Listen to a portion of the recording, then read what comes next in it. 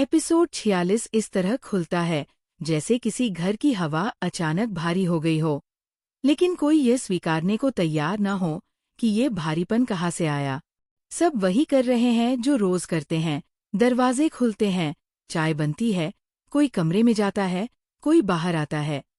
लेकिन इन रोजमर्रा हरकतों के पीछे एक खामोश तनाव घुला रहता है, जिसे भले कोई बोलकर न कहें, लेकिन सब भीतर ही भीतर महसूस करते हैं।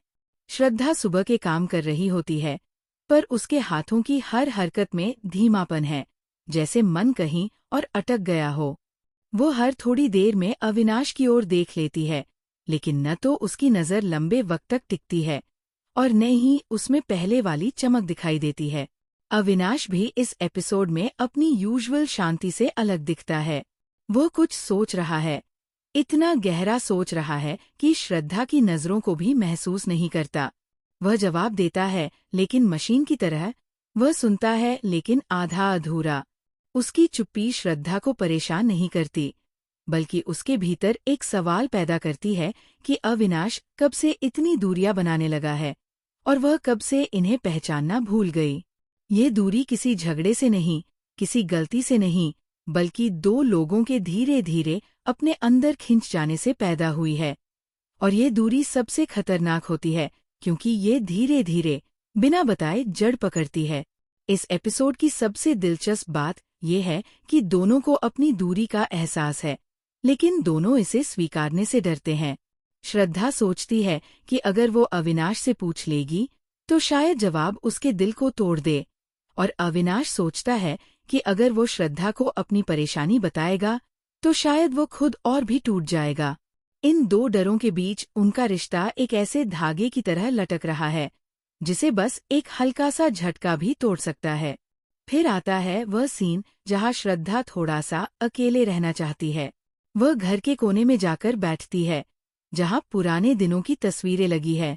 वो उन पलों को देखती है जहाँ दोनों मुस्कुरा रहे थे और बिना किसी भारी बोझ के एक दूसरे के साथ कदम मिलाकर चल रहे थे। श्रद्धा उन तस्वीरों को देखते हुए अपने ही दिल पर हाथ रखकर महसूस करती है कि इस रिश्ते में अचानक इतना खालीपन कैसे भर गया। ये सवाल उसे भीतर से हिला देता है, क्योंकि जितना वह जवाब ढूंढती है उतनी ही उलझती रहती है। अविनाश उसे वहां बैठा देखता है, लेकिन कुछ कह नहीं पाता। शायद उसकी समझ में ही नहीं आता कि वह कैसे पूछे, क्योंकि वो खुद भी तो अपनी ही अंदरूनी लड़ाई लड़ रहा है। उसे लगता है कि अगर वो श्रद्धा के पास जाकर बोलेगा तो उसकी खुद की टूटन उसकी आवाज से झलक जाएगी, और वह उस बात से श्रद्धा को बचाना चाहता है। इसी चुप्पी से दोनों के बीच एक दीवार बनती जाती है, इतनी पारदर्शी कि दिखती नहीं, इतनी मजबूत कि कोई पार नहीं कर पाता। एक छोटा सा पल आता है, बस एक टाइनी मिसअंडरस्टैंडिंग, जहाँ श्रद्धा किसी बात को गलत मतलब में ले लेती है और अविनाश सहजता से बोलता है, पर श्रद्धा के कानों में वह कटुता जैसा उतरता है। ये वह पल है जहाँ एपिसोड की पूरी भावनात्मक ऊर्जा फट जाती है। श्रद्धा को लगता है जैसे वह अपनी ही जगह से हट गई है। अविनाश को लगता है कि श्रद्धा उसे गलत ठहरा रही है।